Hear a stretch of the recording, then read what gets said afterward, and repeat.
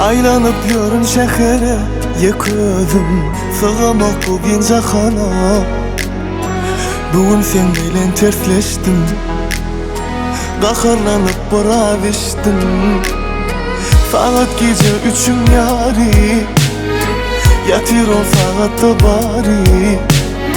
Hiç tatta yok bana mani, yanımda bolmalsan bari.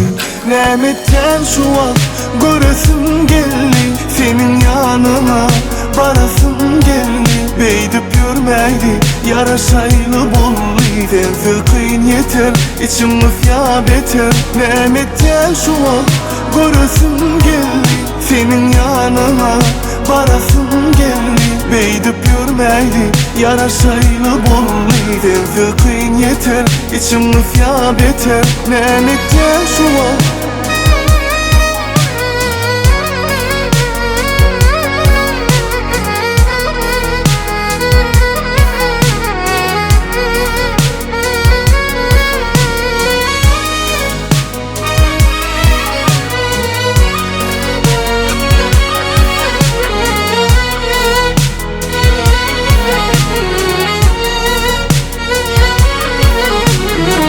Öykülü yürekler kaçan barışar, deydim gönlüne kaçan yaraşır. Günah seneden özümde, kervan göz yaşlı iki gözümde.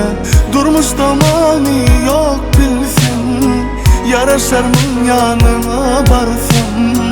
Elinden tutup bağışla desem, beğenirim sonuna gülsen. Nemetten şu an göresim geldi, senin yanına barasım geldi.